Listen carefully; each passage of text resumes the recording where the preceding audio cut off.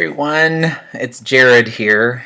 Some of you may know me, some of you are not. I'm throwing this out into the universe of the World Wide Web, so we'll see whoever picks up on it. But in brief, what I'm doing is I'm trying to raise money for a project about LGBT plus individuals of all diversities telling their own stories. What I tend to do, and in my history, is the theater that I love best is the kind that takes people's actual words and then turns them into a theater piece. And that's what I'm trying to do, is I'm trying to take all these LGBT stories and combine them together into a theater piece. More information below. You don't need to hear that every single time I make one of these videos. So, blah, blah, blah, blah, blah.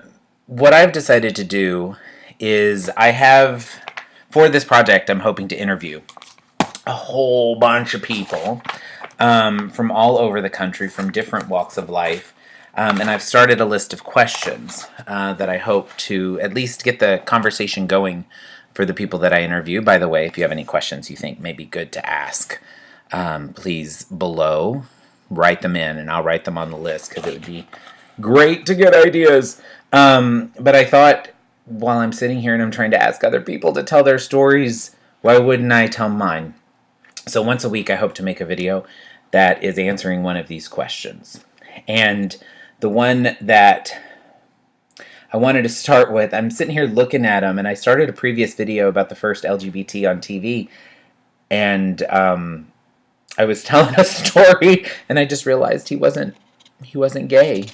But now that I've actually stopped and realized that, it was the guy who played the boyfriend on Life Goes On with Patti LuPone, and he had HIV and in the show. And the only reason I find this interesting is because I was telling this story in a video that I have since deleted, that he was the first person I saw on TV that was LGBT. But then I stopped halfway through the video and went, he's not LGBT. And I think what's interesting about that is that was the time period that if you had HIV and if you had AIDS, then you must have been gay.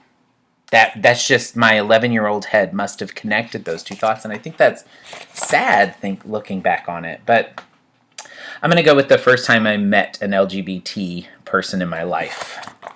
He's on my Facebook, so I have no idea if he's going to actually see this or not.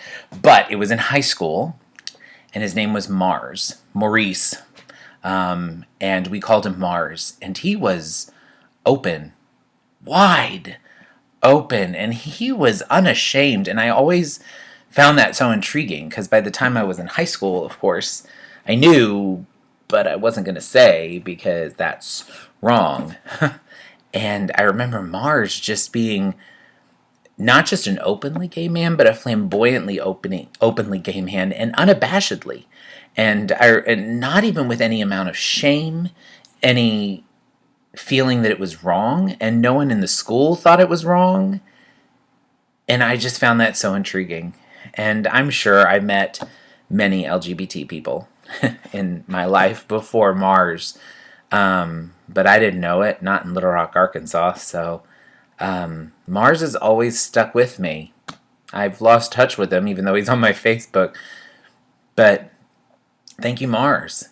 Actually, I think I'll always remember the fact that he was proud and open, and nobody really treated him badly, from what I saw. And behind his back, people had not a bad word to say. I'll do this again next week. I'll get better at it, I promise. But the link is below. Please donate. I'm over 25% of my way to my goal, and this is a project I've always wanted to do. Love you all, and tell your story. That's what we got. That's all we got to give. That's truly unique. All right. Have a good day.